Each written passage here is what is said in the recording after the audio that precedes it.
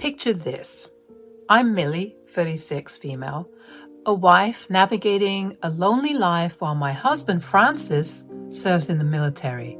Yep, he's been deployed for some time, which, trust me, comes with its own set of challenges.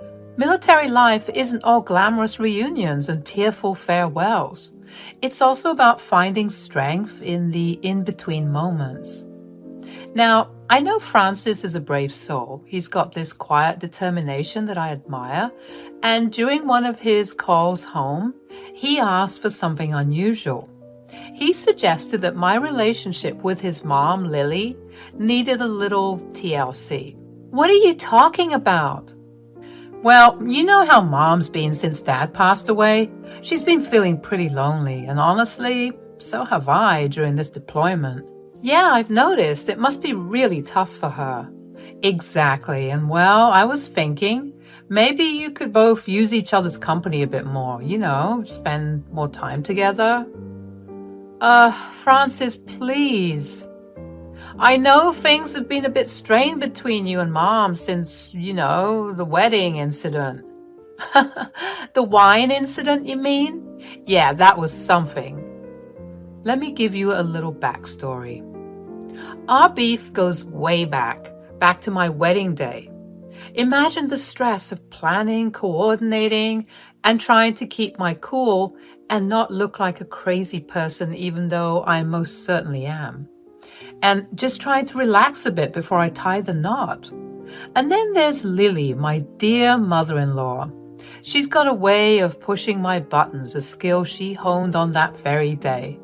She had an agenda, not a subtle one, mind you, to make my life a tad more chaotic. Petty actions? Oh, she had those in spades. You see, there I was trying to get ready and savor every moment before the big I do.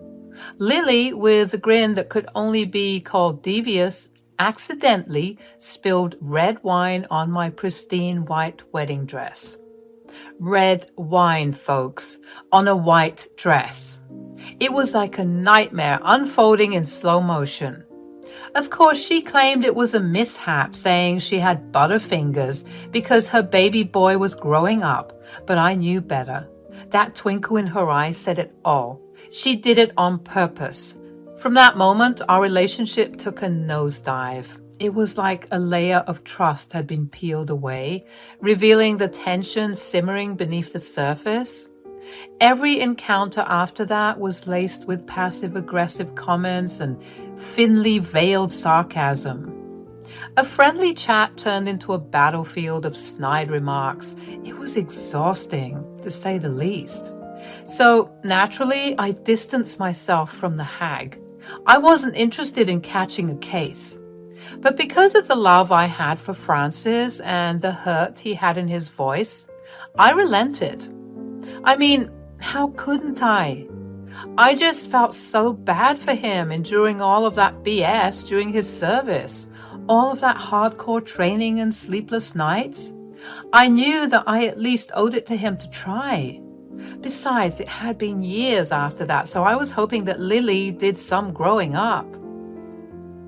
Well, if it's important to you, I'm willing to give it a try. Besides, I'm all about supporting each other. That's my girl. I know it won't be easy, especially with the history you guys have, but who knows? Maybe you'll discover you have more in common than you think. I'll keep an open mind, I promise. But just so you know, if she tries to spill wine on anything again, I'll have a word with her. No more sabotage attempts, I swear. All right then, let's do this. For you and us, and even for Lily. Thanks, Millie. It means a lot to me, and I promise I'll make up for it when I'm back. After Francis and I had the heart-to-heart about reconnecting with his mother, I mustered up the courage to contact Lily. I knew it wouldn't be easy considering our history, but I was determined to make an effort for the sake of my husband and the overall atmosphere in our family. Biggest mistake ever. Lily's response was as passive-aggressive as I had anticipated. She reluctantly admitted that Francis had given her a stern talking to about how she treated me. She promised that she would try to tolerate me more, emphasizing the word try, with just the right amount of emphasis to let me know that this wasn't going to be a smooth ride. So we began to spend more time together. It was rocky at first with the tension in the air, so thick that you could practically cut it with a knife. But slowly we found some common ground, bonding over old family stories and shared experiences. Things were decent, at least for a while, but then old Lily started to rear her ugly head again. It was subtle at first, those little jabs and digs that only I seemed to notice. A snide comment here, a passive-aggressive remark there. So, Mean Girls in high school, it was pathetic. It was like she couldn't help herself, and it was driving me absolutely insane. Months went by and the frustration kept building. I was tired of being the nice girl who was trying so hard to make things work.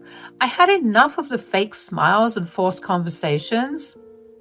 I wanted to address the elephant in the room, no matter how uncomfortable it might be. So one day, I gathered my courage and decided to confront Lily about her behavior. We were at her place, sipping on some tea that I swear tasted more bitter than usual. As I tried to find the right words, my heart was racing a mile a minute. Finally, I just blurted it out. Lily, I can't ignore the fact that things have been tense between us. I thought we were making progress, but these little jabs and digs, they're getting to me. Lily looked at me with that practiced innocence, but I wasn't falling for it this time. Oh dear, I'm not sure what you mean. I took a deep breath, my frustration turning into determination.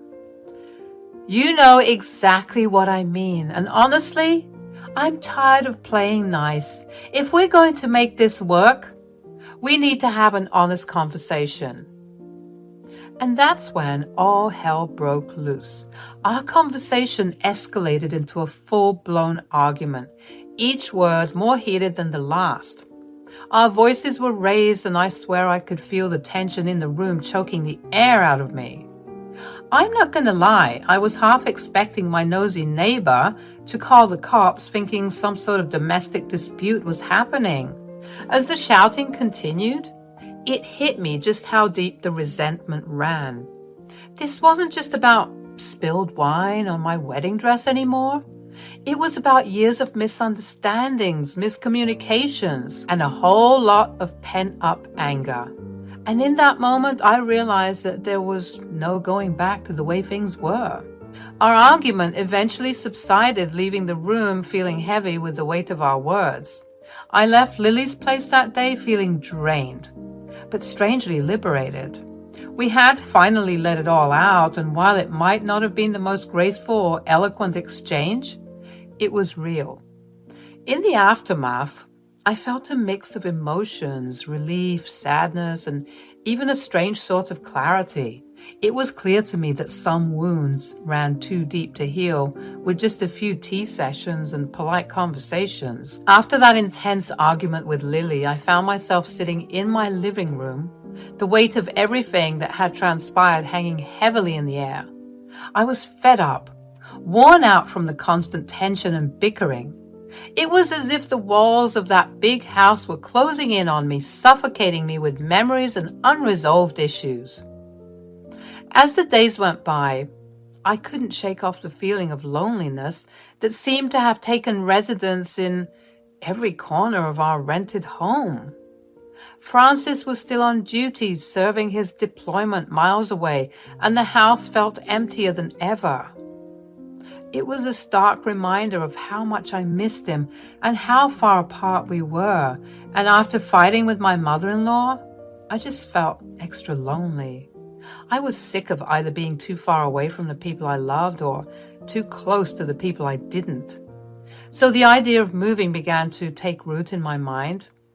Downgrading to a smaller place seemed like a breath of fresh air. It wasn't just about saving money, although that was definitely a plus. It was about creating a space that felt more manageable, cozier, and most importantly, free from the constant BS of Lily. During one of our video calls, I brought up the idea to Francis. He was surprisingly open to it. At the time, I didn't mention the fight with Lily, acknowledging that it might be a good move for us, especially if it meant easing some of the financial burden.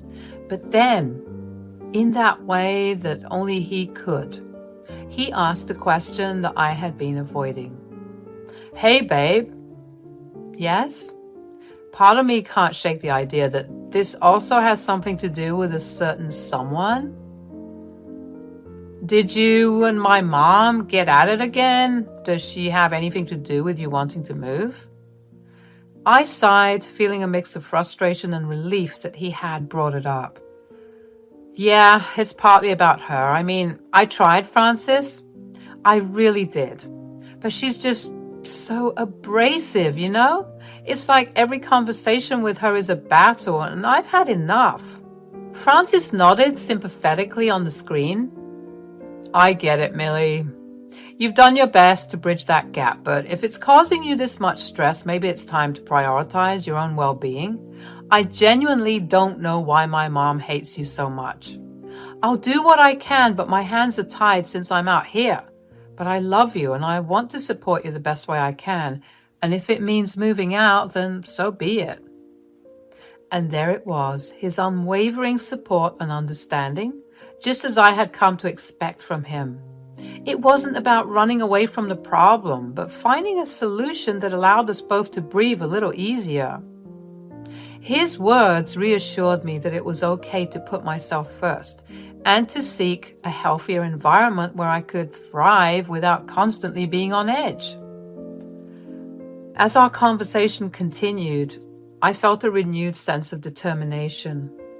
Moving wouldn't solve all of our problems, but it would be a step towards reclaiming my peace of mind. And with Francis by my side, even though he was miles away, I felt empowered to make decisions that would lead to a more positive and fulfilling future. So, as I looked around our living room, I imagined what it would be like to start anew in a cozier space, free from the ghosts of unresolved conflicts. I was ready to take that step, to create a space where Francis and I could find solace in each other's company, without the constant weight of negativity that had plagued our relationship with Lily. So, fast forwarding about 3 months, I was all settled into this cool apartment. Honestly, it had been such a game changer. You wouldn't believe how freeing it felt to escape that old place with all its bad vibes. Anyway, my 26th birthday was on the horizon and I was stoked. It was going to be my first time celebrating in my new digs, and I was determined to make it awesome. Usually, I'd leave my home out the night before the party so my friends and family could deck out the place, because they always wanted to surprise me. But this year called for a little something different. I obviously couldn't have a grand party in such a tiny apartment. My friends were there and we were getting the party started before our early flight the next day. You know, having a pre-trip hangout, crashing at my place, and then jetting off together. We were having a great time. The living room was buzzing with laughter and chatter as we geared up for the adventure. But obviously, things can't stay the same forever, right? During all the excitement, my phone buzzed with a text from Lily. Curious, I checked it out. Call me now. Something important to talk about. It was quick and to the point, but the urgency in it made me wonder what was up. I slipped away from the crew, heading to my bedroom to dial her up. My heart was racing a bit, like, what was so urgent? Hello? Hello, Lily? What's going on? I've had enough of your crap, Millie. What the hell is wrong with you? Excuse me? You heard me. What is your problem? Why do you have to go and try to make my son hate me? Oh, I see. You're mad because I told your son the truth? What truth? You're ridiculous, you know that? Lily, I don't have time to deal with you, okay? I'm sick of you and your bitterness. I don't care that you're a miserable person. Just leave me alone and let me enjoy my birthday weekend. Speaking of that, I wanted to let you know something. You're not going to be enjoying your birthday this year. You should thank me for the heads up. What the hell? What are you talking about?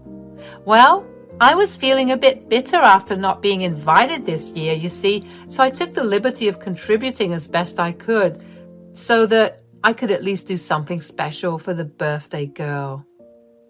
What the hell did you do, Lily? Well, I'm sure you'd like to see it for yourself tomorrow, but I can't hold it any longer. I broke into your home and broke everything. All of the decorations, the furniture, everything is broken. Come to think of it, I did you a favor because your friends did a terrible job at decorating this year. Honestly, it looked like a completely different person was living in that house. I took a long pause, practically hearing Lily smirking on the phone before she said, "Oh, looks like I did my job and gave the birthday girl a great surprise. Happy birthday, Millie. Hope you have a blast." I started laughing, and this seemed to anger Lily. "Why are you laughing? What's so funny? You should be crying right now." "Oh, Lily, you idiot." "Excuse me?" "You think you're so smart, don't you? Well, I will say one thing. You did manage to surprise me, that's for sure. I didn't know you could be so horrible, but you made a big mistake, love." "Oh, yeah? And what's that?" "That's not my house." "What?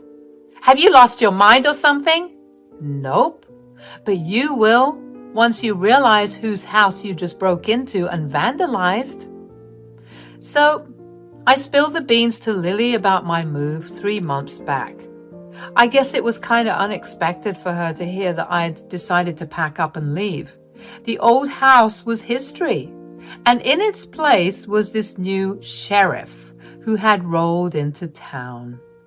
Yeah, this sheriff, Liam, he had snagged the house. He was new to the area and was planning on moving in with his family. I had met him a couple of times and I could already tell he was one of those genuinely nice guys. Like, he was all about getting his place ship-shape before his family came over. As I explained all this to Lily, I could sense her mood changing. She was starting to freak out, and I knew why. Lily realized that she had just messed with the wrong person big time. See, vandalizing a regular home was one thing, but taking on the new sheriff's house was on a whole different level of crazy. I heard her shiver on the other end of the line, and I knew she was beginning to understand the magnitude of what she had done. The panic in her voice was palpable as she asked, "Oh my God, Millie, what have I done?" I let out a chuckle, but it wasn't a happy one. "Well, Lily, you decided to mess with the sheriff's home. You're on your own with this one." She began to cry and panic, begging me to help her fix the situation. She didn't even say she was sorry for attempting to vandalize my home. What a witch. She wanted me to reach out to the sheriff and tell him it was all some big misunderstanding. But seriously, this was just too rich.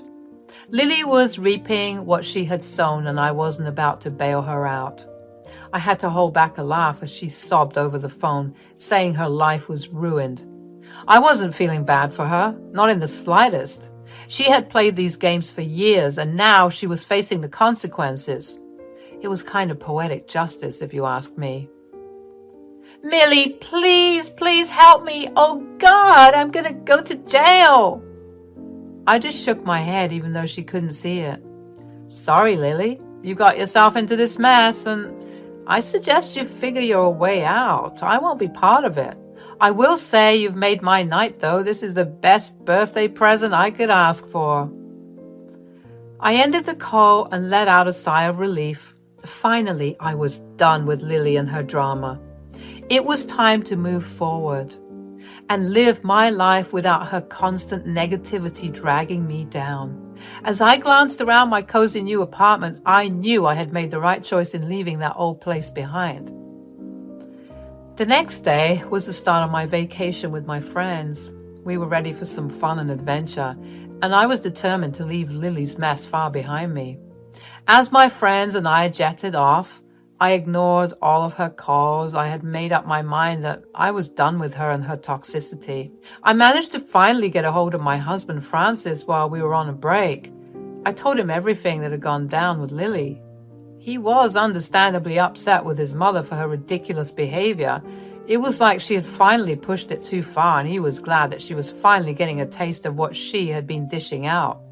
As my friends and I enjoyed our vacation, I was still getting updates from some friends and acquaintances back home. They were filling me in on what happened with Lily. Turns out, after all her crazy antics, she had landed herself in a jail cell. And the irony of it all, she had nobody to bail her out. It was like the universe was serving her a hefty dose of karma. I couldn't help but feel a sense of satisfaction as I heard about Lily's situation. For so long, she had acted like she could do whatever she pleased without any consequences.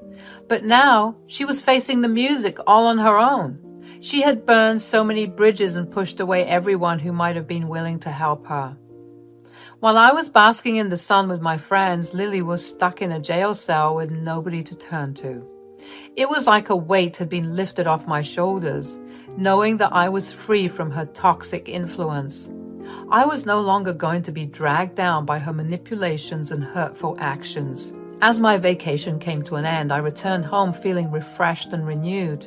Lily's chapter in my life was officially closed, and I was ready to move forward without her. It was a liberating feeling knowing that I had taken control of my own happiness and left behind the negativity that had held me back for so long. Life moved on, and I focused on building positive relationships and surrounding myself with people who truly cared about me. Francis and I were stronger than ever, united in our determination to create a happy and healthy life together. And as for Lily, well, she had finally reaped what she had sown, and it was a lesson she wouldn't soon forget.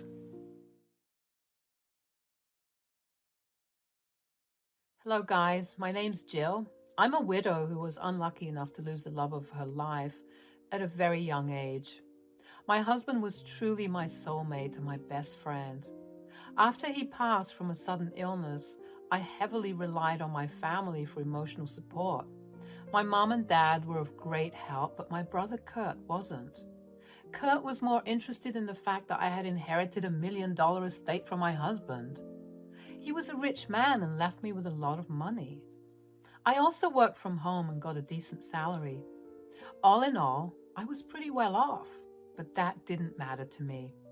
I would trade it all to get my husband back. Somehow, my brother wasn't interested in my feelings at all.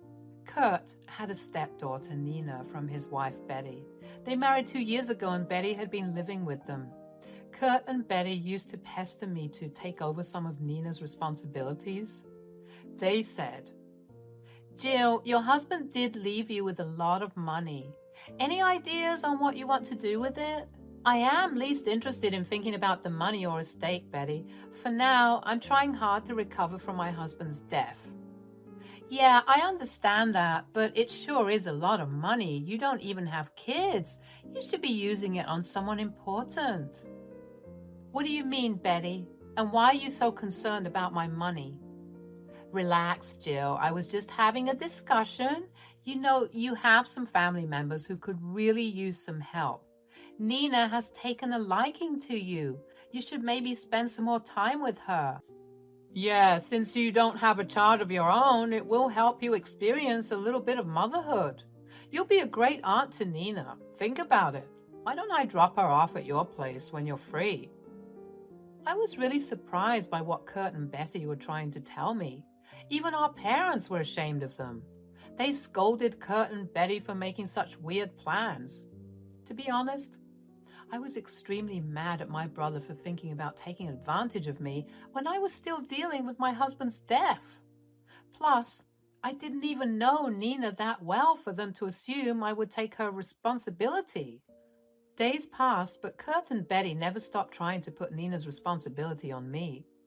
They often asked for money and told me how I should be helping them out more since I don't have children to spend on. I was getting really tired of their behavior. One day, I got so pissed that I told them off. I said, "You need to stop trying to pass on your child to me. Yes, I don't have children, but I am not entitled to taking care of your child." "How can you be so mean, Jill? Nina is your niece, so she is already your family. You should not talk about her that way." "Yes, exactly, Betty. She is my niece and not my child. It's not my responsibility to take care of her. It's yours and Kurt's." "Come on, Jill. You literally have so much money. Why can't you just take some of Nina's responsibilities? We can leave you at your house so that you can feel like her mother." "Listen to me, you two. I am not and never will be Nina's parent. And you two are not entitled to my money just because you have kids. I am not responsible for your parental duties towards your own kids. So don't even bother pressuring me into this." I scolded Betty and Kurt a lot that day, so they went quiet for a while. They also knew that the family was not very pleased with their behavior either. That's why things had been peaceful for some time. That was until Kurt gave us some shocking news. One morning, Kurt told us that Betty had gone missing. Apparently, she was having a mental health crisis and ran off somewhere. Kurt claimed to have informed the cops and they are now looking for Betty. I was very surprised to hear this news. Betty seemed fine to me, so I didn't know what caused her to snap all of a sudden. Anyway, days passed and there was no sign of Betty. Kurt was taking a lot of help from family to take care of Nina, who was still with him. The poor girl was crying and asking for her mother, so the family took turns being with her. She was on summer break and needed a babysitter at all times when Kurt left for work. After managing for a few days, Kurt came to me with a request. He said, "Jill, I was hoping you would help me take care of Nina. She's very young and needs a mother figure right now. I don't know when we can get hold of Betty. Nina has been crying for her mom and I hate to leave her with a babysitter all day. Can you help me out a bit?" "Sure, Kurt. My heart breaks for poor Nina. God knows where her mom is right now. I can't believe she would abandon her daughter like this. Still, I hope whatever mental health crisis she's dealing with right now gets resolved. That poor girl needs her mother. Until then, I can take care of her." "Great then. I'll drop her off whenever I'm at work. She is a good kid and won't disturb you much. I'll collect her back from your house after I leave work. Thank you so much for your help, Jill." Kurt's sudden enthusiasm kind of threw me off a bit. He suspiciously didn't look like someone whose wife was missing and had left a small child. Nina had been a little distressed, but looked fine to me as well. Still, I could see that she was struggling with something, so I decided to help my brother out. No matter what beef I had with Betty, it shouldn't stop me from looking after a small child. Nina started to be around me a lot from then. Kurt dropped her off every day while he was on his way to work. Then he used to pick her up when he was off work. I actually gave him a copy of my house keys to make things easier. Thankfully, Nina settled in with me quite well. She loved being around me and was looking a lot better now. She looked a little weary at times, but it never lasted long. My house was feeling a bit full with her presence. I was fine paying for her meals and toys since I didn't want to put pressure on Kurt. However, I never expected Kurt to turn this into something permanent. One day, he said, "Hey, Jill, I was hoping we could talk about something. So, I see that Nina's really happy with you. When she goes home, she can't stop talking about how great her day was. She really loves you, Jill." "I'm happy to know that, Kurt. She is a good child and doesn't give me any trouble. I wonder how a woman like Betty ended up having such a good kid like Nina. Must be because of her father. Who knows?" "Yeah, maybe she gets that from her dad. Anyway, so I have a few business trips coming up and we still are not close to finding Betty, so I was hoping Nina could be with you full time for now." "What? You want me to take in Nina full time? Like you want her to stay here with me?" "Yes, Jill. Look, you stay alone and have plenty of room here. Nina loves it here and doesn't disturb you. I don't see how it can be a problem. I really need to concentrate on my work and look for Betty. Having Nina around is distracting, and I don't have time to pay attention to her. Kurt, you can't just spring this on me. This is ridiculous. Your stepdaughter needs to stay with you. You can't just ship her off to me when things are tough. That's not being a good parent. I know that, Jill. I'm trying to do the best for Nina right now. Please, think about that poor child and keep her. It's only for a short time. Once I get my ducks in a row, I will take her back. You won't have to worry about her anymore. Kurt kept begging and pleading with me to let Nina stay with me. I was pretty annoyed with him, but needed to think about Nina. It was true that she seemed happier with me, but taking her in-house was a big responsibility, so I wasn't sure. Somehow, Kurt involved our parents and extended family who were also pressuring me to take Nina in. They felt bad for the child and for Kurt. After being under immense pressure, I agreed to take Nina in. Kurt seemed to be very happy with this outcome. Slowly, Nina moved into my house and stayed there permanently. I set up one of the spare rooms for her and even added new furniture to accommodate her. Plus, I bought her a lot of toys and clothes. She was happy to be around me and enjoyed being at the house. I was also growing close to her. Nina considered me as one of her parents. That's why it was easy for her to tell me the truth about Kurt and Betty. Yes, it was Nina who exposed the horrible secret of her family. One day, she said, "You are so nice, Aunt Jill. I love you a lot. Dad says that you love me as well." I do love you a lot, Nina. You are almost like my own child now. Do you like being here at my house? Yes, Jill, I love being here. Mom likes coming here too. She says that one day you'll give me the house and we can all stay here together. What? What do you mean, Nina? When did your mother talk to you about this? She tells me almost every day, Jill. She told me not to tell you, but I feel bad keeping secrets. Mom doesn't want you to know that she is here. Your mom has been visiting this house? But how, Nina? I don't understand. You gave Kurt a set of your keys. Mom said that Kurt gave her those keys so that she could come and see me. When does your mom visit you, Nina? I don't see her around when I come. She visits when you are out for groceries and shopping. She usually leaves before you come home. My head was spinning with all this information. I couldn't believe how badly my brother and his wife betrayed me. I had a hard time believing what I was hearing from Nina. Yes, it's true that I left Nina with my housekeeper when I went shopping, but I had no idea that Betty was sneaking in with the house keys when the housekeeper was busy with her work. And she somehow left before I returned. The sheer calculation that Kurt and Betty used to chalk out this plan was mind-blowing. I was truly in shock. I decided to get some more information from Nina. I said, "Nina, do you know why your mom is pretending to be missing? You know that she made everyone believe that she is not in the city." Mom said that she needed to do this for us. She wants you to take me in and keep me as your child. She says that you're rich and will give me a good life because you don't have children. That's why she did this. How much of this does Kurt know, Nina? Is he helping your mom as well? I know Kurt wants me to take care of you. Believe me, I like having you around. I'm just curious, so I'm asking. Yeah, they told me not to tell you and pretend that Mom is not around. I love you, so I told you everything. I hope you're not mad at me. Oh, Nina, I'm not mad at you, dear.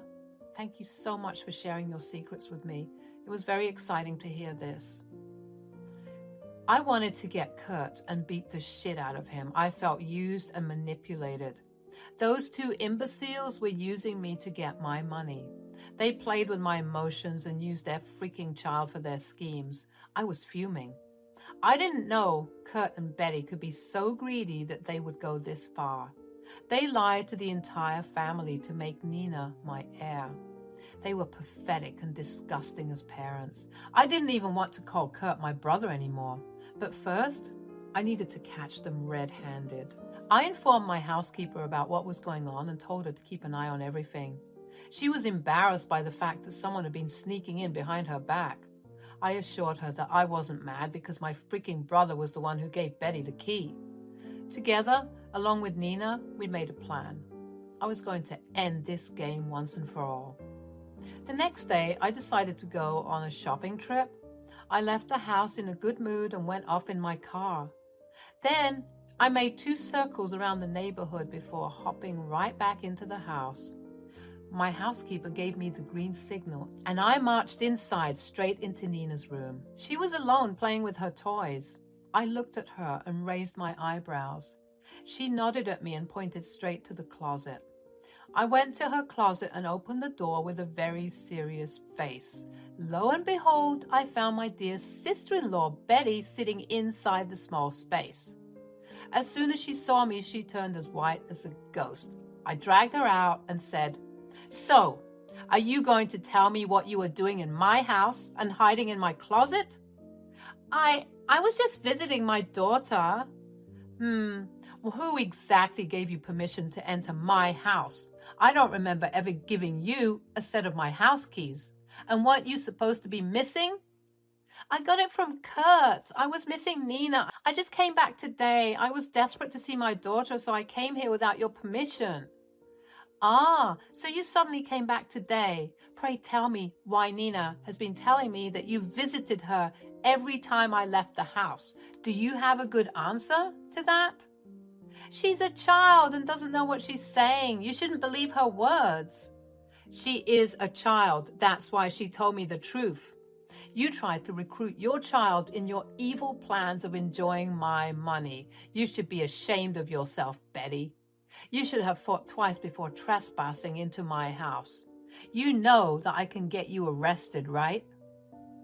Betty looked really frightened and started to sweat. It didn't occur to her that she literally came to my house illegally, and I was well within my rights to get her arrested. She was really nervous when she comprehended the situation. She knew that she was stuck.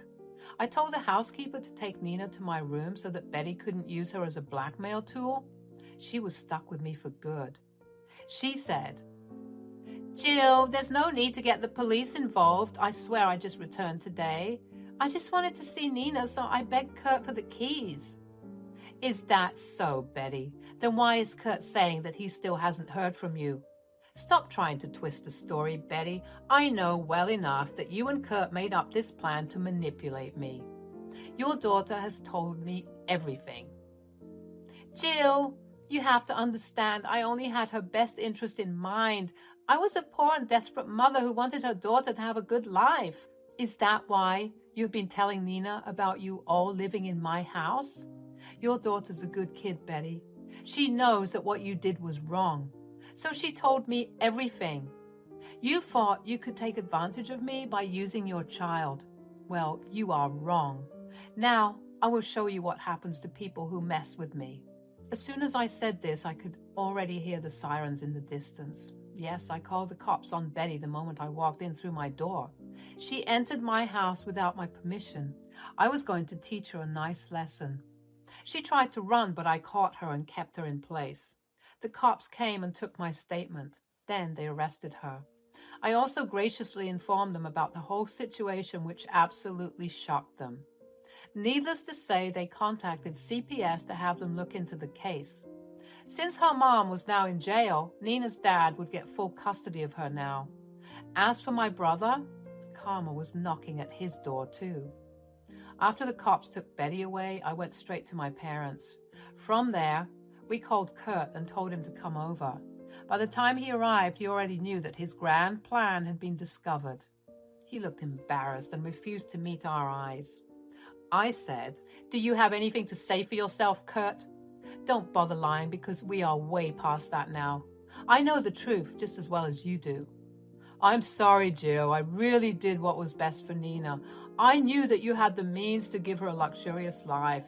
You are alone and don't have children, so we thought having Nina around would be good for you too." "That is bullshit, Kurt. You did this all for yourselves.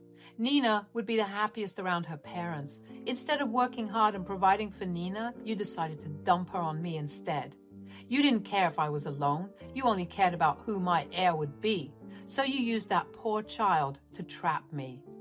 Jill, please believe me, I don't care what you wanted, Kurt. The truth is that you lied to me and played with my feelings. I helped you out all the time, and this is how you treat me. From today, you are on your own. Nina is going to her father anyway. After this day, I don't have a brother, and don't even think about asking me for money again. I won't help you, even if you are dying. Kurt didn't expect me to be so hard on him. He looked shocked and immediately started to apologize and beg for forgiveness. He even tried to recruit our parents to speak for him. Instead, my parents jumped on him and berated him for being a lying and scheming witch. They also told him that they felt betrayed and wanted nothing to do with him anymore. And they promised to tell everyone what a horrible person he and Betty were. My parents were always high on morals and ethics, so my brother's greedy schemes and manipulations really set them off. They were also offended on my behalf and wanted to teach the couple a nice lesson. After they screamed at him for an hour, they ungraciously kicked him out. Kurt did show up at my door to beg me for forgiveness. My police case had indeed landed them in a lot of trouble. CPS is looking into the case, and it looks like Betty will lose custody of Nina to her ex-husband. Kurt apparently doesn't have any savings to get Betty out of jail. Her husband was already on his way to get Nina while she stayed with me for the time being. I told Kurt that he and Betty deserved whatever was happening to them. Then I shut the door on their faces. From what I hear, no one is willing to support Kurt or Betty anymore. They are alone with a nice lawsuit hanging on their head. Nina has been picked up by her father, who thanked me for taking such good care of her. I still talk to the little girl at times, but mostly my life is back to where it was. Hey all, I'm Allison, 30 female. Growing up, I had the privilege of being spoiled. My father, a successful businessman, provided me with a more than comfortable life. However, don't mistake my privilege for snobbery. Sure, I enjoyed the finer things in life, but I also knew the value of humility. I wasn't just a spoiled brat. I was so much more than that. Unfortunately, the moment people heard my name, their assumptions would kick in.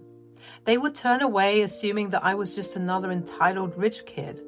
It was disheartening to see how quickly people judged me without even getting to know me. As a result, I found myself lacking genuine friendships, often surrounded by jealousy instead of genuine connections. It left me feeling lonely and, at times, desperate for meaningful relationships. That's when Victor entered my life. We met, sparks flew, and before I knew it, we were married after only 3 months of dating. Stupid, I know, but what can I say? It was a whirlwind romance, the kind you see in movies.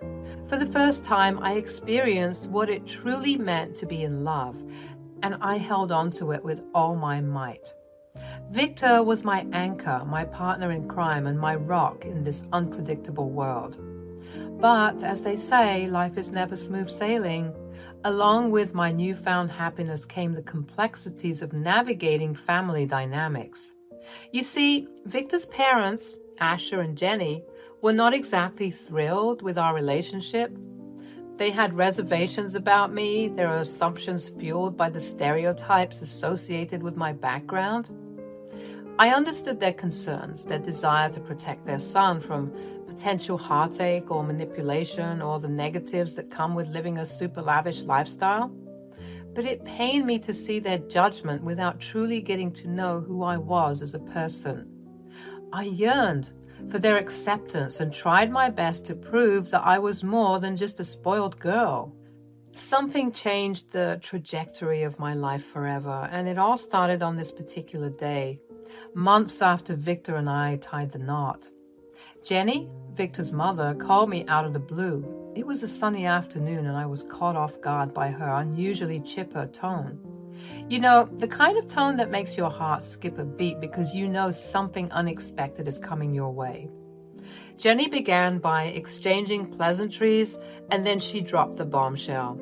She wanted to go on a trip, a luxurious getaway, and her and Asher had been saving their hard-earned money to make it happen.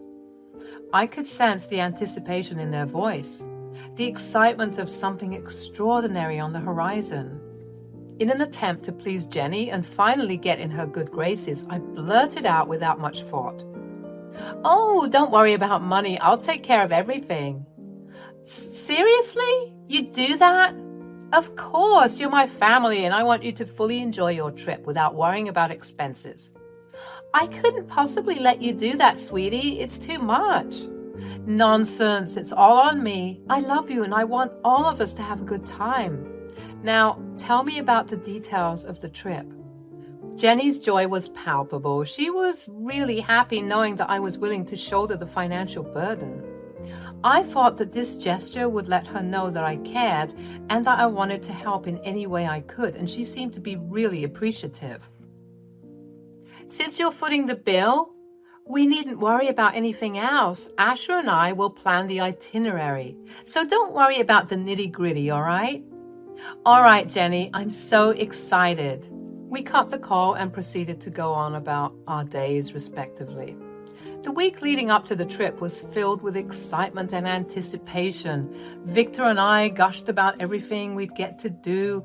It was almost like we were kids excited to go to Disneyland. Amidst all the excitement, I even splurged on first-class tickets, wanting us to arrive in style and experience the journey with utmost comfort. Finally, the day arrived and we found ourselves in the breathtaking beauty of Morocco. The vibrant colors, the bustling markets, and the rich culture immediately captivated us. For Victor, Asher, and Jenny, it was their first international trip and their amazement was contagious.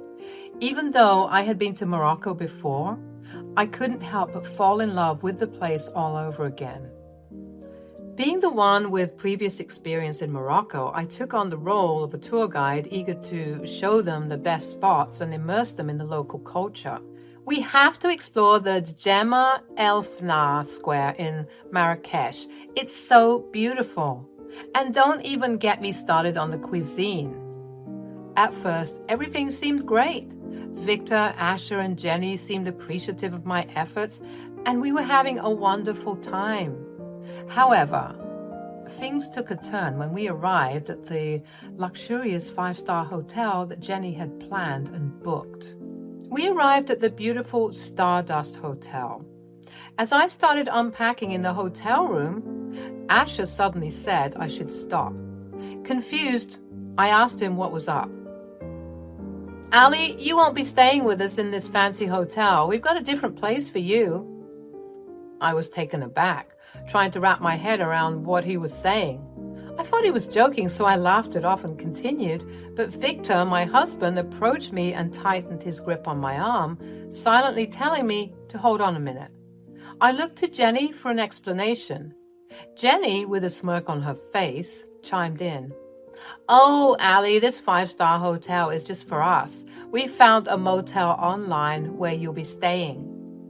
My jaw practically hit the floor. I couldn't believe what I was hearing. I turned to Victor, searching for answers in his eyes, but he stayed silent. My frustration grew, and I desperately tried to understand their twisted reasoning. "What are you saying? Why are you doing this?" Jenny and Asher wasted no time in explaining themselves. They claimed that they never really liked me, thinking I was too full of myself. This was their way of teaching me a lesson in humility. "You've been spoiled for too long. You need to be humbled." I mean, seriously? Who offers to cover all the expenses on a luxury trip? And let us go first class? You just never stop, do you? You're always showing off your money. I did no such thing. I was just trying to be kind. Oh, please, Ali. We all know that you're obsessed with your money. You too? What is wrong with all of you? You think you're better than all of us, don't you? With your fancy dad and his fancy money, what would happen if he lost everything, You'd be nothing. I couldn't hold back my anger any longer. Are you kidding me? I've always appreciated what I have, and I've never acted like I'm better than anyone. I just wanted to take my family on a trip. What's wrong with that? Asher and Jenny both wore smug expressions, as if they were proud of themselves. It was crystal clear that their dislike for me ran deep. They were willing to go to extreme lengths to put me down without considering how hurtful their actions were. I turned to Victor, and for a moment he looked remorseful. I shrugged away from him and said, "All of you are idiots. I guess I'm an idiot too for trusting any of you." I was so fed up and angry that I grabbed all my stuff and stormed out of that hotel room like a thunderstorm. Let me tell you, I was fuming. How could they treat me like this? As I made my way down to the lobby, my phone buzzed and I saw a notification from Jenny. Can you believe she had the audacity to send me the details of that crummy hotel they booked for me? Ugh, I couldn't even deal with it. I just blocked all three of them right then and there. I didn't need that negativity in my life. So there I was, stuck in the hotel lobby, feeling completely defeated. I walked up to the front desk, hoping that they had some other room available. But guess what? They were fully booked. Talk about adding insult to injury. I was so upset and didn't know what to do. I found myself sitting in the lobby, tears streaming down my face. It was in that moment of despair that I decided to call my dad. I poured my heart out to my dad. I told him everything that had happened, from the messed up booking to being left stranded in the lobby. He listened to me without interrupting, his voice filled with understanding. "Oh, sweetheart, I'm so sorry you had to go through all of that. I've always told you to be careful before rushing into a marriage. With our type of money, there are vampires always out to get us." "I know, Dad. It's just I thought things were different with Victor. I thought he truly loved me. I just feel so stupid." Sometimes people disappoint us, Allie. It's a tough lesson to learn, but it doesn't define you. Yeah, I guess you're right. It just hurts so much, you know? I understand, sweetheart. But remember, you're a soldier. This setback won't keep you down for long. You're strong and you'll rise above it. I know it. Thanks, Dad. I really needed to hear that. Then my dad said, "By the way, which hotel are you in?" "It's called the Stardust Hotel, but I already checked. They're fully booked." "You know, you could easily clear out the place if you wanted to." "I know, but why would I displace all these people? They deserve to enjoy their stay here, even if this place is harboring some idiots who kicked me out." The nerve. I literally paid for the hotel room and they had the audacity to kick me out. Hold on. Did you say Stardust? Yeah, I did. Why? Wait one moment, Cupcake. I need to check something. He put me on hold for a couple of minutes, and when he returned, his voice was filled with excitement. "Tell those fools to get out of my hotel." "What? Your hotel? What do you mean?" "Turns out I own the place." "Wait, what? How is that even possible?" It's actually quite a funny story. So I was gambling. I know you said I should stop, but it was one time, I promise. Uh-huh, sure.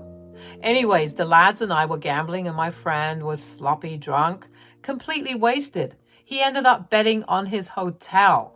We strongly advised him not to do it, but he just wouldn't listen. Ali, that friend of mine, is Moroccan, and the hotel in question is Stardust. I was speechless, not knowing how to react. It felt like a twist of fate, a lucky coincidence, like a deus ex machina. "I'm presuming you won?" "Always. I never lose, you know that."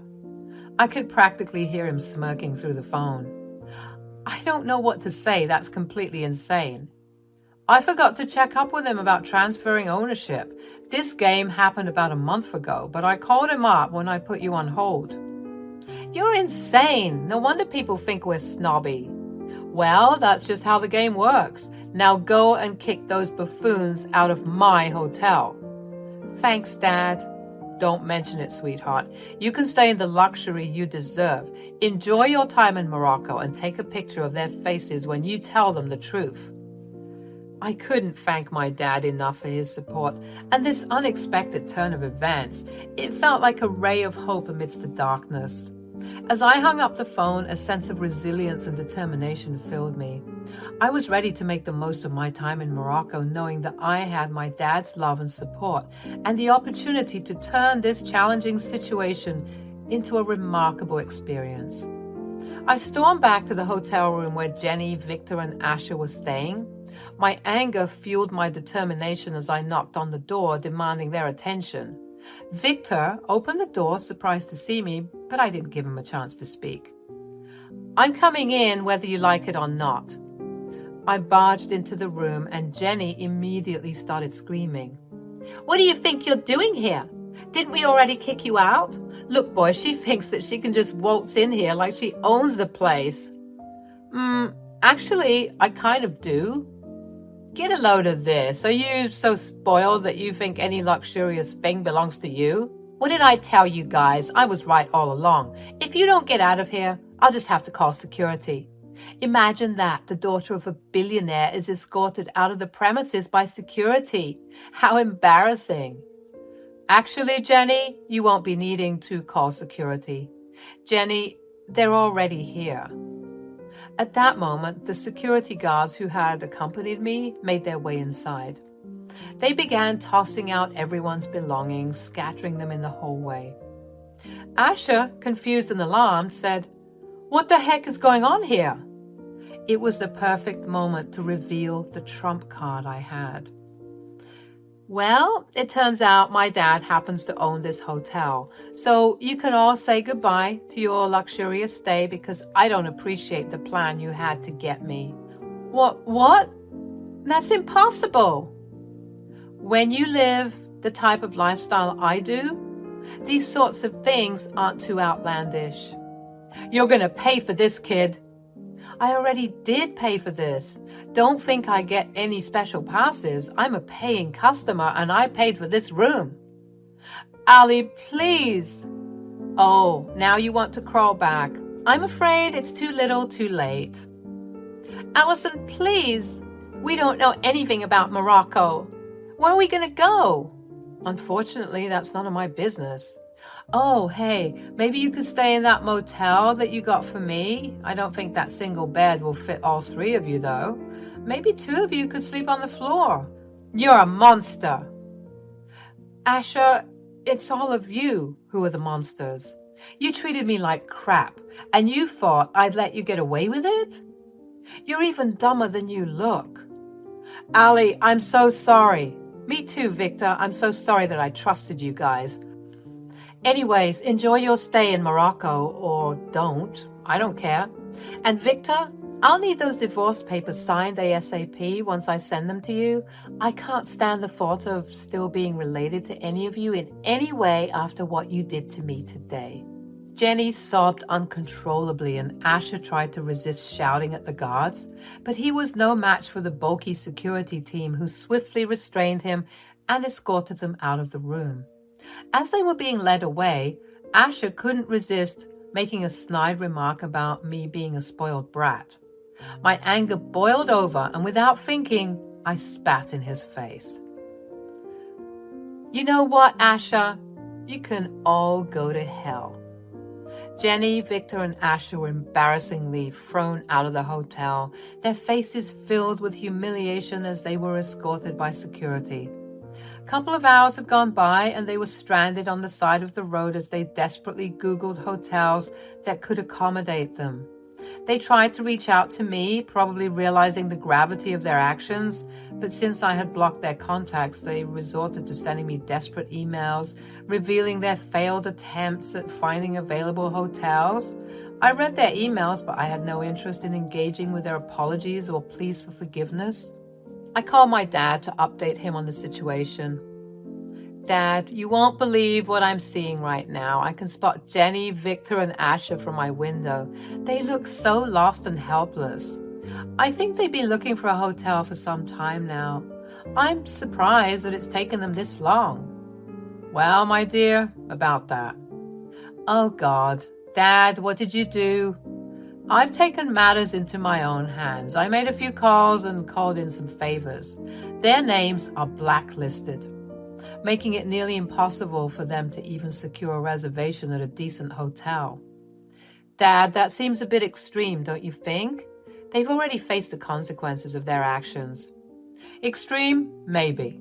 But no one messes with my baby. They thought they could toy with you and make you suffer. They needed to learn a lesson, and I made sure they did. They won't forget this anytime soon.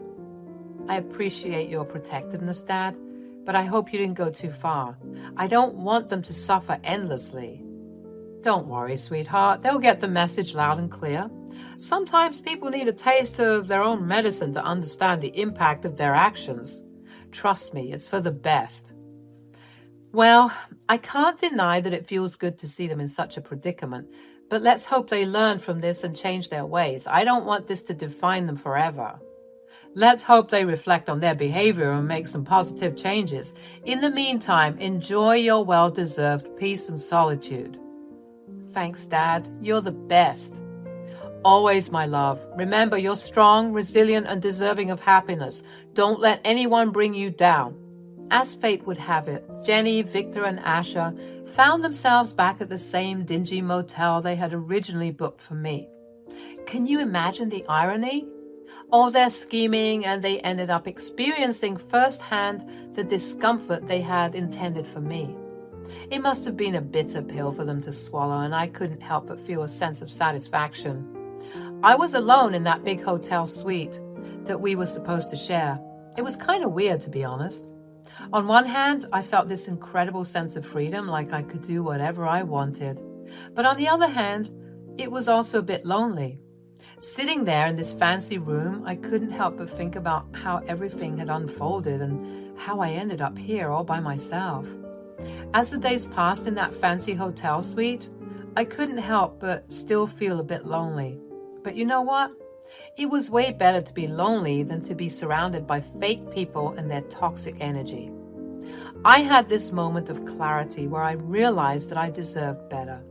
So a few days later, I mustered up the courage and emailed Victor the divorce papers. And guess what? He tried to reconcile, begged for another chance and all that, but I wasn't falling for it anymore. I knew I deserved more than his empty promises and lies. I was determined to enjoy my time in Morocco without him. When I finally returned home after spending my hard-earned money in Morocco, I got rid of all Victor's stuff. I didn't care if he and his family decided to run back home from the mess they created. You know why? Because I realized there's so much more to life than seeking validation from people who don't even deserve a place in my world. I embraced my freedom and chose to focus on building a life that's authentic to myself. I surrounded myself with positive influences and pursued my passions.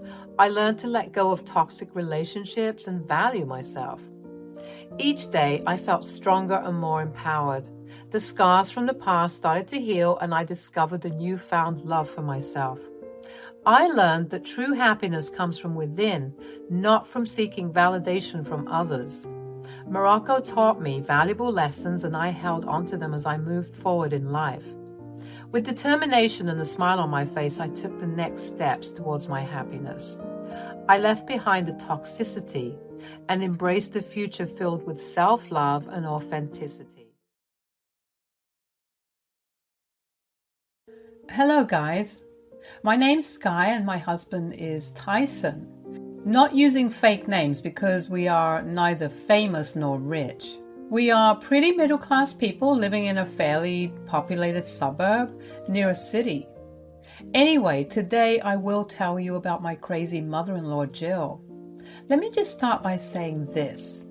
Jill was not thrilled to have me in her son's life. Any ideas why? Well, this woman wanted him to marry her best friend's daughter. She always talked about it like it was something destined to happen. She told me, "You know what, Sky? You are just a temporary spot in Tyson's life. My best friend's daughter, Samantha, is his life partner. They grew up together and are thick as thieves." Samantha? Is this the same woman who has been harassing him on social media and in public? I'm pretty sure Tyson wants her nowhere near him now. It's just a silly misunderstanding they had because of you. I am pretty sure you made Tyson blow everything out of proportion. He listened to you and overreacted. Are you going to just ignore the fact that she tried to forcefully kiss him at a party? This is assault, if you are not aware of it, and it's definitely not okay. Oh, well, Samantha got a little excited. She does love Tyson a lot. If you weren't being so publicly affectionate with Tyson, she wouldn't have done that. Plus, it's not even a big deal. Tyson and Samantha are meant to be with each other. Just wait. I'm pretty sure Tyson will cheat on you. It is just a matter of time. I can tell that you won't be able to keep him. Yes, it was incredibly bizarre. I'm not one of those women who save nasty people just because they are family. The first thing I did was tell Tyson everything. As usual, he was furious and confronted Jill about it. The fact that Jill cared nothing about her son getting assaulted should have been a major red flag, and trust me, it was for me. But Tyson had a hard time letting his mom go. His brother Brian also advocated for his mother and begged us to forgive her every time, so we were stuck in the cycle of forgiving Jill and her doing something stupid again. The last straw was at our wedding. Jill brought Samantha to the wedding as her +1. When she asked for a +1, I was skeptical. Tyson's father was never in the picture, and we didn't know that she was dating anyone. Tyson didn't want to fight with his mom on this, so she was granted a +1. Who knew that she would bring Samantha with her? She was thrown out, of course. Both Samantha and Jill were thrown out. After that, we went low contact with Jill. We were still paying her rent because she took a lower paying job. But Jill was banned from our house and wasn't allowed to contact us except for emergencies. She didn't like that, and so didn't Brian. Brian said, "Guys, can you not do this to Mom, please? Look, I know she made a mistake, but she is still your mom, Tyson. She has been crying and missing you." There is no use crying now. She should have considered these consequences when she repeatedly kept crossing our boundaries. She even refused to take the Samantha incident seriously. I get it, Sky, but seriously though, I'm sure she will never repeat this. You guys gave me a house key for emergencies while you won't give her one. How will she help you when I am not around? My sister has a key too, so that's not a problem at all. Okay, then at least her visit sometime. Talk to her when she calls. Come on, guys. She doesn't deserve this treatment. Brian did his best to argue on behalf of his mom, but Tyson had enough and shut him down. Since Tyson is supporting Brian through college, he didn't make much trouble. He was scared of pissing off his brother. Anyway, we thought that the issue had been solved. For a month, there was some peace, but soon something strange began to happen. For about 2 months, both me and Tyson found unknown lingerie around the house. Now, anyone in this situation would immediately doubt their spouses, but we knew better than that. At first, we were annoyed at it, but then we were seriously concerned. Someone had been coming into the house and leaving out these things purposely. Our first suspects were my sister and Brian, but they both had their own apartments and didn't need to use ours for any recreational activities. Then my mind immediately went to Jill. I told Tyson, I have a bad feeling that Jill is somehow involved in this. What are you saying, Sky? Mom doesn't have access to our house, and she had no way to come inside. Don't be ridiculous. She had tried to make me believe that you were cheating on me. She has tried the same trick on you too, Tyson. Besides, she knows our schedules well and knows when to come to not get caught. I don't know, Sky. It seems like a bad suspicion. Mom has respected our boundaries so far. There is no way she would do something so childish. No matter how much in denial Tyson was, I was almost sure that Jill was behind this. I was angry at her for trying to mess up my marriage again and making me feel creeped out in my own home. Anyway, since I didn't have any concrete evidence, I let it go. I needed to get some more evidence before cutting Jill out of our lives for good. I got the chance to catch Jill only a week after this conversation. You see, I was scheduled to go on a girls' vacation with my friends. Very few people knew about it. Tyson would be alone at home with Brian, joining him between classes. The whole trip was planned and I was looking forward to it. But tragedy struck one of my friends and we had to cancel the plan. I am not going to reveal what happened due to privacy reasons, but I will say that there was no way we could go. So me and Tyson ended up cuddling on the couch while watching TV. He was happy that he didn't have to stay away from me for 2 weeks. Anyway, when we were about to have dinner, I got a call from Jill. I wanted to hang up, but remembered that she hadn't called me once in the past few months, so I genuinely thought that it might be an emergency. I put her on speaker and hushed Tyson. As I picked up, I immediately heard Jill crying. She said, "Sky, I'm so sorry I'm disturbing you at this unholy hour. There is something really important that I want to tell you." "What's the matter, Jill? Are you crying? Is everything all right?" "No, everything is not all right, Sky. I was near your house and I saw Tyson with another woman. They were making out in your own house. Sky, I saw it with my own eyes." "What? Can you give me some details about this?" Tyson was looking at me with wide eyes. I also shared his look but remained calm. I motioned for him to stay quiet so that I could speak to Jill without her knowing anything. I knew that she had some sort of agenda on her mind. She continued to say, "What do I say, Sky? It was horrible.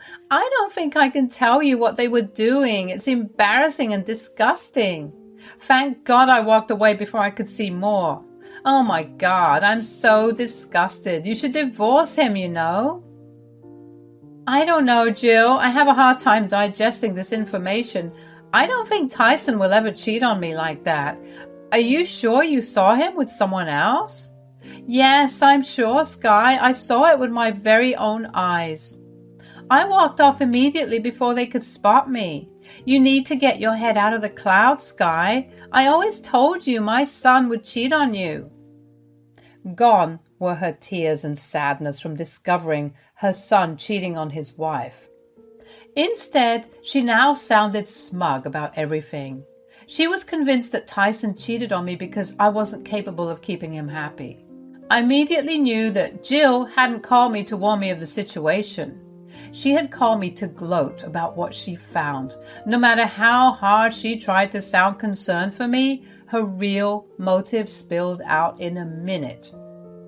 I said, "You really did tell me that Tyson would cheat on me. I wish I had listened, but I still don't understand. Me and Tyson were happy together. Why would he do this to me?" "You are a dumb witch. Do you know that, Sky? My son is such a handsome and intelligent man, he could get absolutely anyone in this world. You trapped him with your charms and forced him to marry you. He can see through your innocent face now. Finally, he understood his worth." "So you are telling me that my husband cheated because I wasn't good enough? I still don't believe it, Jill. He would never do that to me." "Oh, but he did, dear Sky. Just like I predicted, he slept with someone else the moment you were out on a vacation. If you want to stay in denial, do as you please. But I know the truth because I saw it with my own eyes. Be ready to have your stuff thrown out of the house once you come back." Wow, you really do sound very sure of yourself, Jill. I guess I'll have to take your word for it. Why don't we add Tyson and confront him together? That will be the best solution, right? Jill was just starting to protest when I signaled Tyson to speak. He was already stewing in anger and trying very hard to hold himself together. He heard his mother insult the two of us over and over again. That was bound to make him mad. I said, "Hey, Tyson, your mom's saying that she saw you cheating on me with someone else. That too in my own house. What's going on, dear?" "Mom, what the hell are you talking about? Why would you make up such a fake story like this? I am not cheating on Sky and never will." But I saw you with someone, Tyson. There is no way you can deny it. You were making out with someone in the house. I know Sky isn't in the house, so you must have taken advantage of it. What is this bullshit story you are spinning, Mom? Nothing like that happened. Why are you trying to ruin my relationship?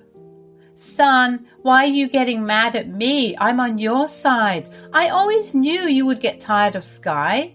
She's not good enough for you. Trust me, I'm not mad that you cheated. Stop it, Mom. I haven't cheated on Sky. Stop spinning this bullshit story. I don't know who told you this, but there is no one else for me. I love Sky, and I would never even dream about cheating on her. Come on, Tyson, you don't have to lie. I saw you cheating with my own eyes. Just because Sky isn't at home doesn't mean she won't find out the truth. Who the hell said that Sky isn't at home? There was a stunned silence on Jill's side while she processed that question. I was thoroughly enjoying the show and was really interested to know where and how Jill was getting information about us.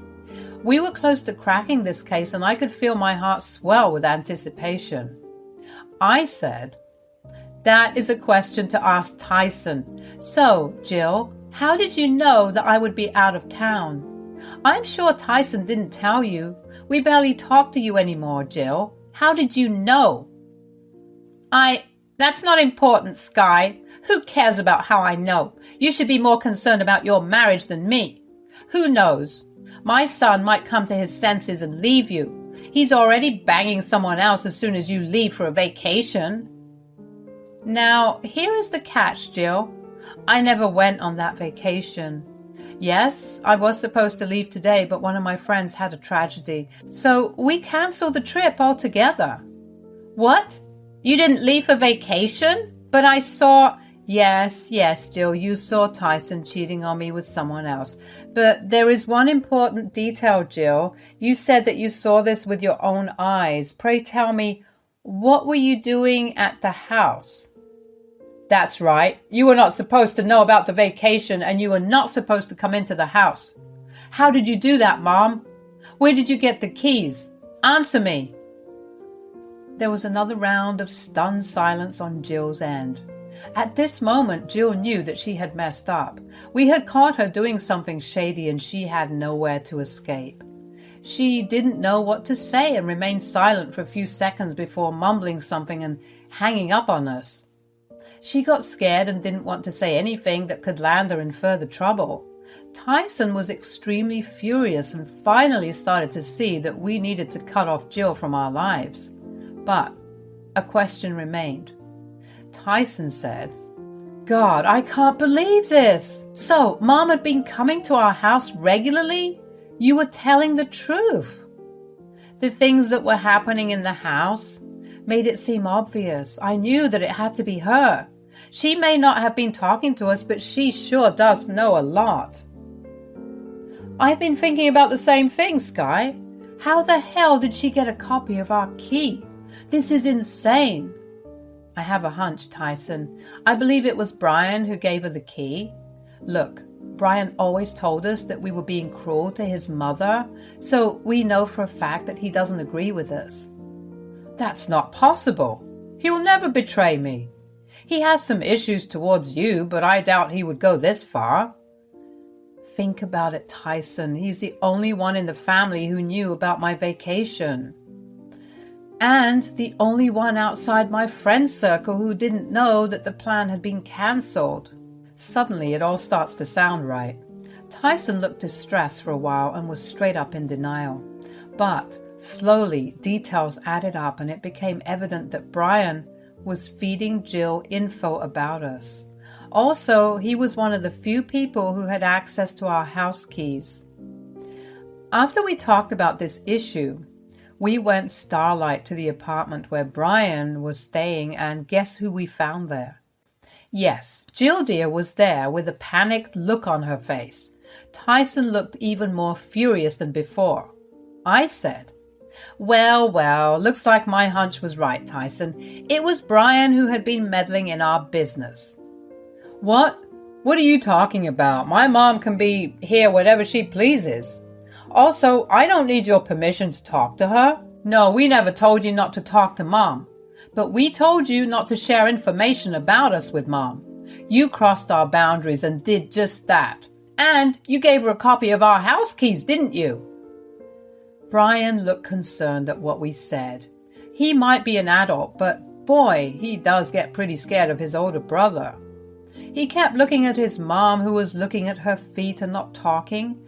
Brian didn't know what to say. I guess his panic made him unable to come up with any bullshit story to save himself. I said, "There is no use denying this, Brian. We already know it was you. You were one of the 2 other people who have our house keys. And I know for a fact that my sister wouldn't give Jill the keys even if her life depended on it." I don't know what you're talking about. I didn't give her any house keys. Hell, I didn't even know she went to your house. You don't know that, Brian. Isn't that why Mom is here crying? Are you telling me she isn't here to inform you that she has been caught? Do you think I'm dumb? You are the one who told Jill about my vacation, and you are the only one who didn't know that it was cancelled. You can't lie to us, Brian. We know for sure that it was you. Look, Tyson, she's your mother. How can you just lock her out of your life like that? I know I crossed a major boundary, but Mom was just worried about you. Mom was so worried about me that she trespassed and then tried to plant evidence in my home. She tried to break me and Sky apart, Brian. Can't you see that? I was just doing this for your own good, Tyson. Sky isn't the right match for you. My friend's daughter has loved you since kindergarten. You should have married her. I promised her that I would make you divorce Sky. Brian didn't know everything. He just felt bad for me. Don't yell at him like that. Me and Tyson were shocked to hear this. We knew that her friend's daughter had been highly inappropriate with Tyson, and that's why we didn't see her anymore. We knew that Jill didn't agree with our decision, but we didn't know that she had been actively encouraging this girl's wild dreams. Tyson had no idea, and even Brian looked hella surprised. Brian said, "Mom, you promised that you wouldn't do anything like this. That's why I gave you their keys and details about them.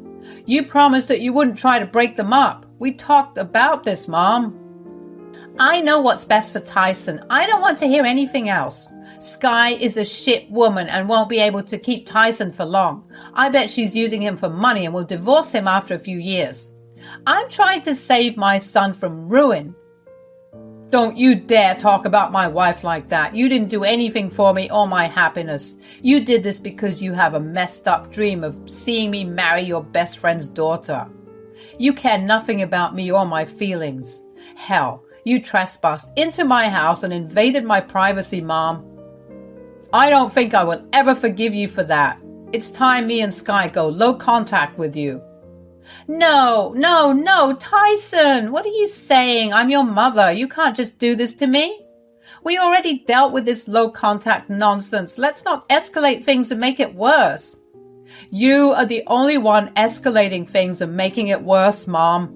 You crossed all of our boundaries 1,000,000 times. And you tried to break us up multiple times as well. Tyson might forgive you because he's your son, but I never will.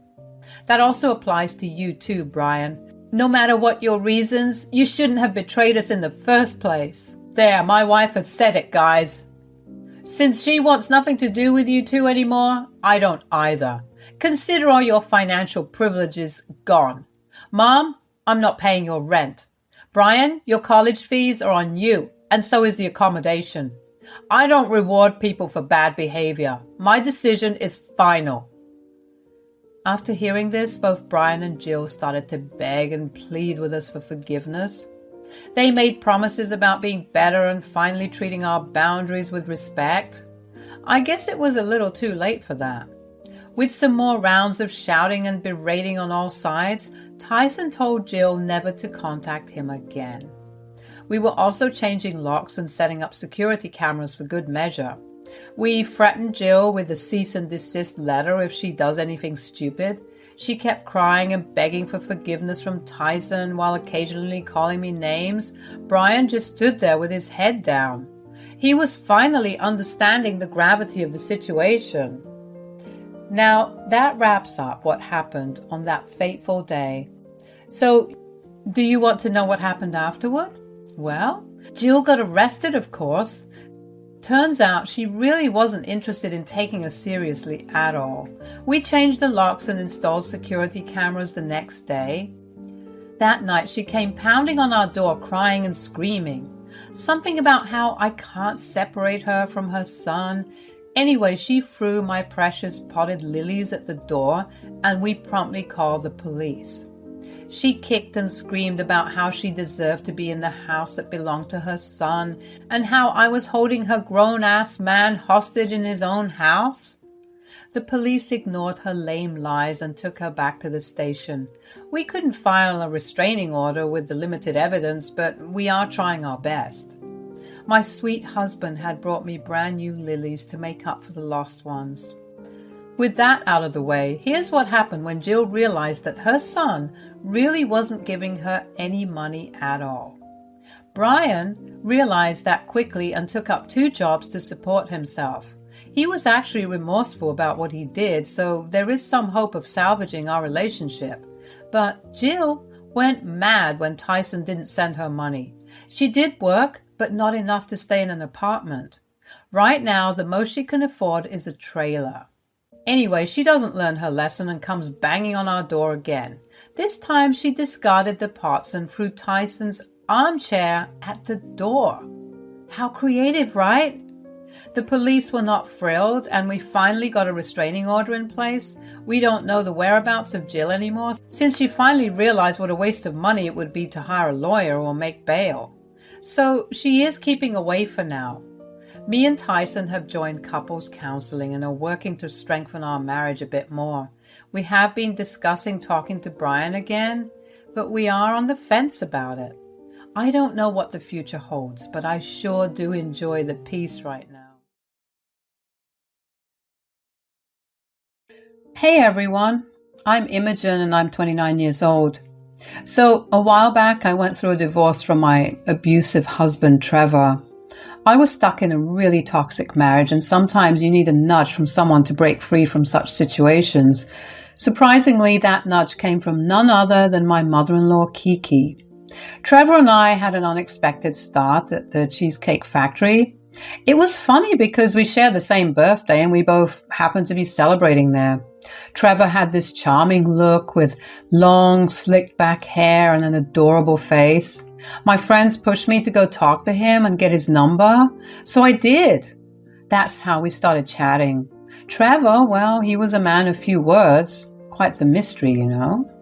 He had this way of keeping his emotions close to his chest, not opening up much. But strangely, there was this unspoken understanding between us, a sort of unspoken connection that felt comfortable. After a year of dating, we decided to tie the knot. We bought a house, we were both working, and things seemed pretty stable. About a year into our marriage, we felt it was the right time to start a family. When I found out I was pregnant, I was over the moon with joy. I shared the news with Trevor and he was ecstatic. We even had a gender reveal party. It was a baby boy. Trevor had always dreamt of having a son and he couldn't have been happier. He started preparing the baby's nursery, building the crib and talking about all the wonderful father-son moments he envisioned. But then our world shattered when I experienced a miscarriage. I called 911 while Trevor was away. When he reached the hospital, the doctors gave us the devastating news that we had lost our baby boy.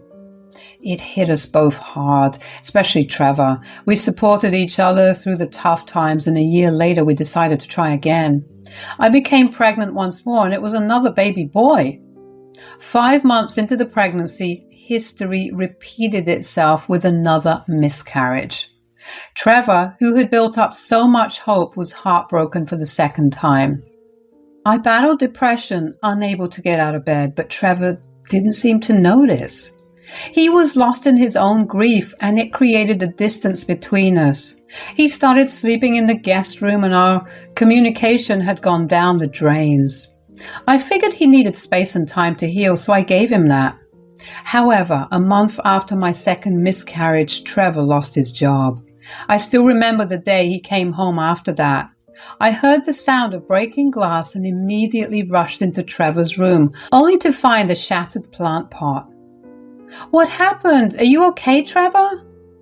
"Okay, Imogen. I just got fired."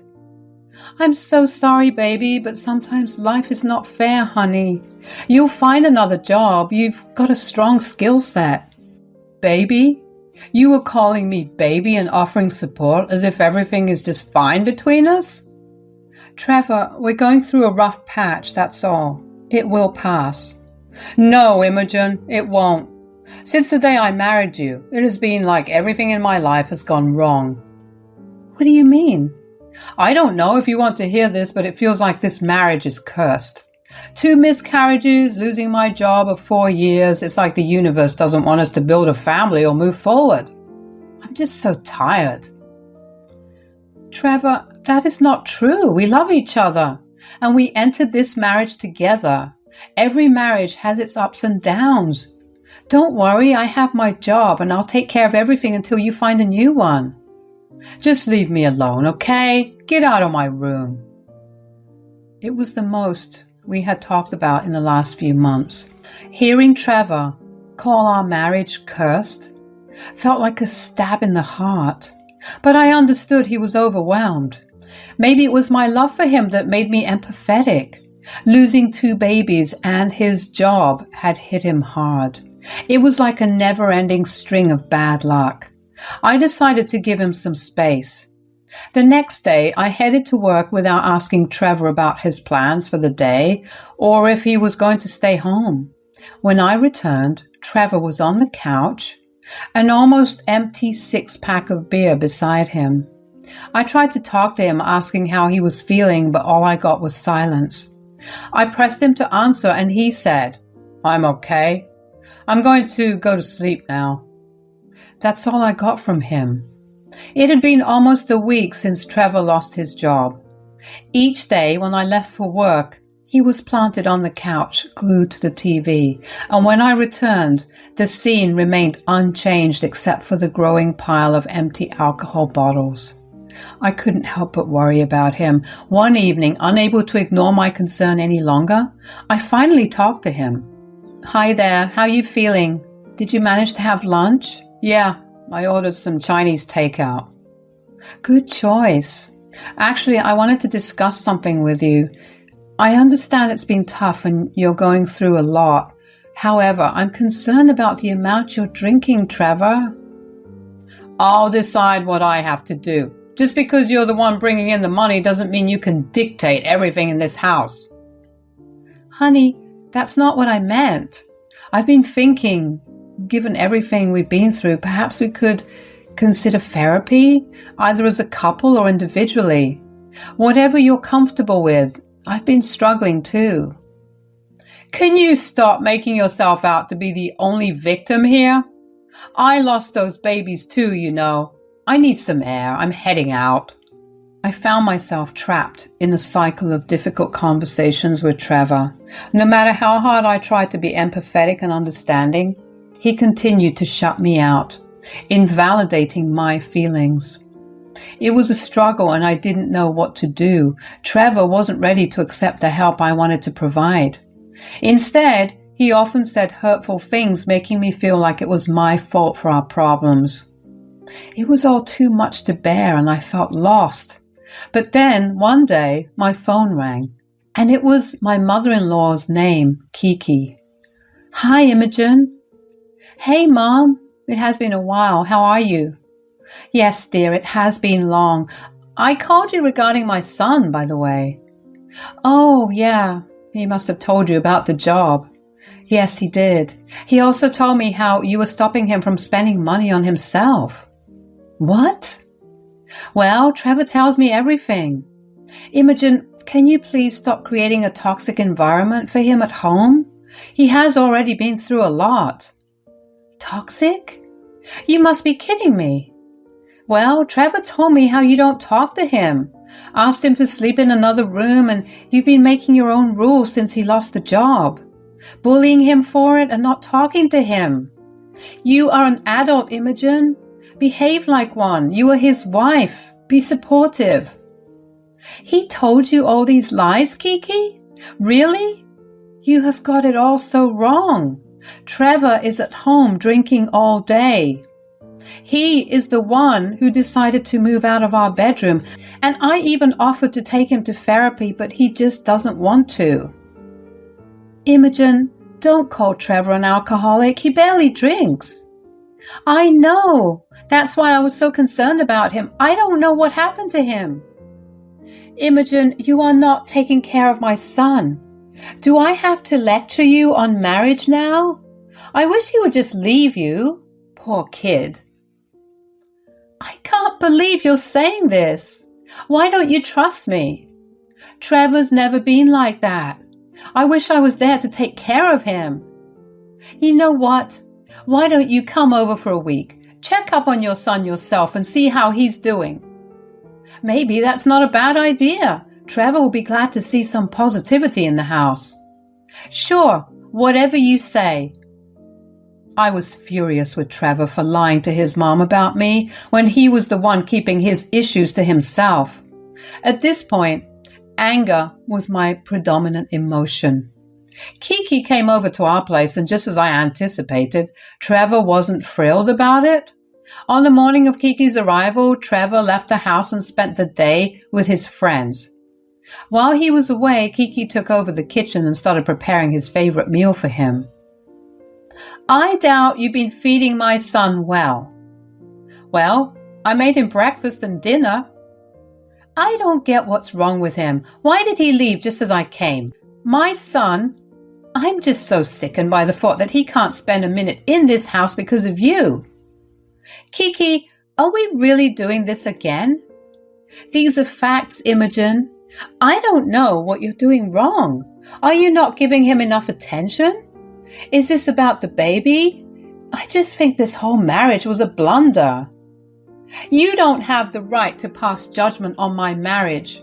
You're here for a week as Trevor's mother. But this is our life. Oh, honey, don't worry. I guess I'll have you out of the house by the end of this week.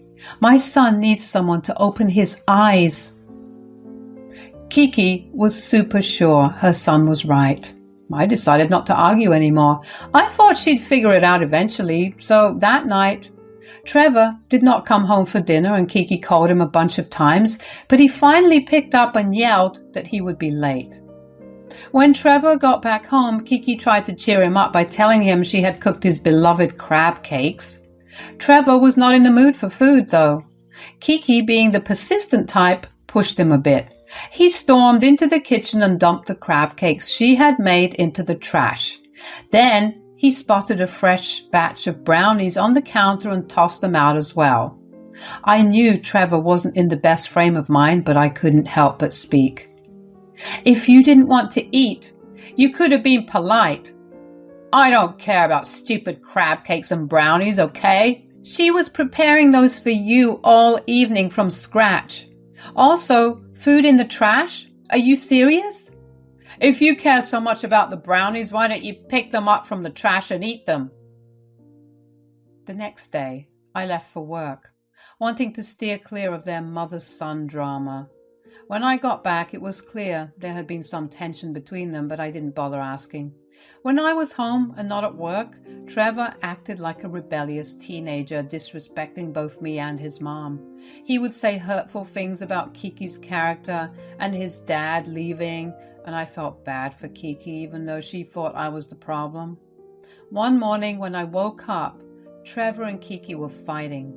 I went into the living room. Trevor, why don't you come with me to the yoga session I have booked for us? It would be good for both of us. Yoga? Seriously, Mom? You think I have time for that crap? It's just an hour, Trevor. It can help relieve some stress. It can also help you with your anger, son. Anger? You want to talk about anger, Mom? Let's talk about how you ruined my childhood with your loose character. The reason my dad left you was I was angry about it. But did you do something about it too? Trevor, please don't bring up your father. This is about us. When are you leaving again? Trevor, who are you? Why are you being so rude to me? Well, this is me now. I have to go help my friend fix something. I'll see you later. Trevor left and slammed the door in our faces. Look what you have done to my son. This is what happens when you keep someone in a cage.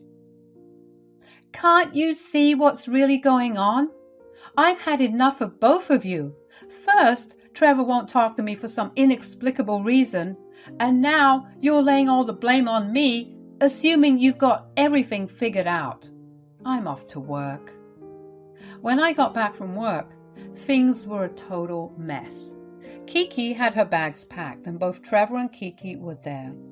I was seriously confused about what was going on. Wait, Kiki, I thought you were planning to leave at the end of the week. What's happening? I don't know. I went for a walk, and when I came back, I found all this. Mom, you were leaving. I got you a flight ticket back home, and I paid for it with my card. I also took some cash from your purse. It's your ticket, not mine. But why, son? I'm your mother. Why are you pushing me away? You're trying to control my life, Mom, telling me not to drink, to get my act together. I am a grown-up now. What's wrong with you? I only want what's best for you. Just like when you dated Steve after Dad left and he used to beat me up and you ignored all of it. Trevor, enough! Why can't you let it go? Is that girl putting all these things in your head? To be rebellious? I saw her outside with you the other day. What girl?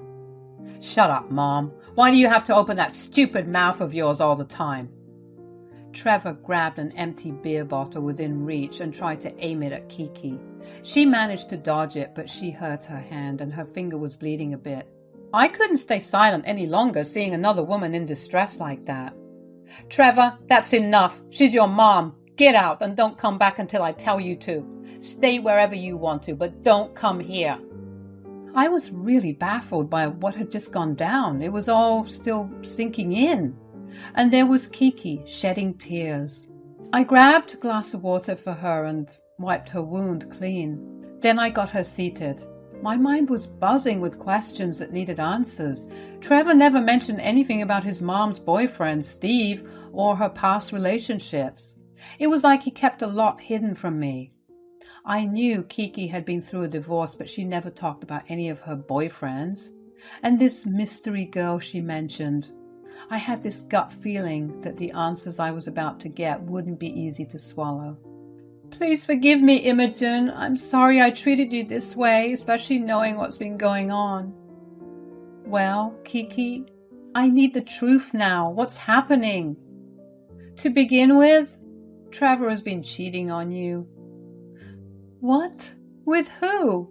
How long has this been going on? I don't know all the details, but the other day, when he wasn't home and you were at work, that girl dropped by. I had a conversation with her. She didn't even seem to know Trevor was a married man. Wow. Now it makes sense where he was all those nights. I trusted him and he did this to me. Trevor's dad cheated on me too.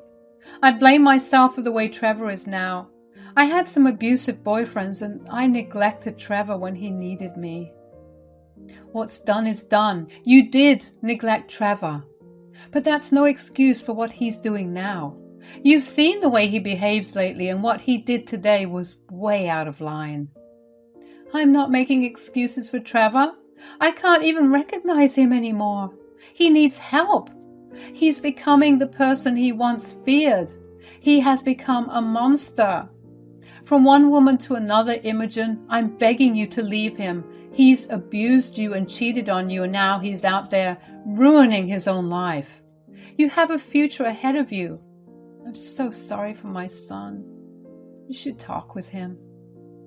You can stay here for another 2 days until you have your actual flight. I guess Trevor has a place he can comfortably stay. So Kiki stayed with me for another day, and we didn't hear from Trevor. No calls, no texts, no apologies. To be honest, I knew the end of this relationship was coming somehow. The way Trevor had been acting and everything, I should have seen the signs. I was beating myself up and blaming myself for Trevor's behavior.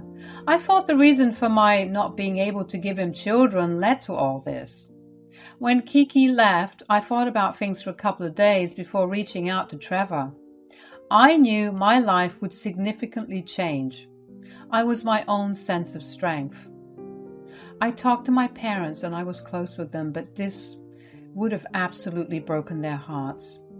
I did plan on telling them later, but at that time I decided to confront Trevor first. I called him and asked him to come over, and he did.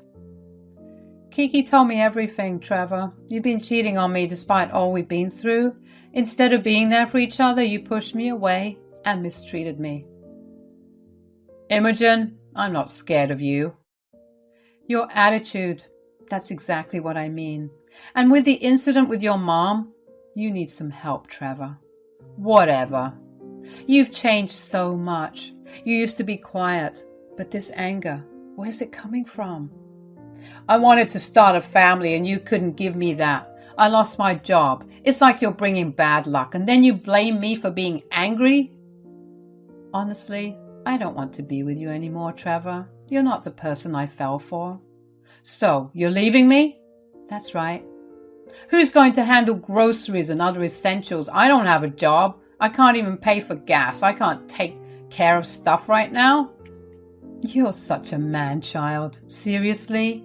You expect me to do all that while you're out there cheating on me and treating me like dirt? Come on, Imogen. I'll end it with her if that's what you want. Seriously? Do you think I'm that naive? Am I your money machine or what? It's over, Trevor. After parting ways with Trevor, I found myself on a new and unexpected path. Divorces are never easy. Kiki gave me a call after the divorce. She informed me that Trevor had been crashing at her place and that his girlfriend had broken up with him. Life has this funny way of turning the tables sometimes. I remembered how Kiki had once vowed to open her son's eyes, but it turned out that her own eyes were the ones that truly opened. I decided to set up my own place, and let me tell you, it feels like a fresh start. The Trevor chapter had its share of complications and it left its mark. So I decided to seek help and started therapy to work through the issues and become a better version of myself. In one of my therapy sessions with Alicia, she brought up something. She casually suggested the idea of me becoming a single parent through adoption. Her words stayed with me even after our session was over. Just last week, I did something pretty brave. I went to an adoption center, filled out some forms, and started training to become an adoptive parent. I'm really excited about this new chapter in my life. It's giving me hope and making me look forward to what's coming. Life hasn't always been easy, but it's made me stronger and more determined. Going down the adoption path feels like a chance to do something really good for a kid and experience the joys of being a parent, all in my own way.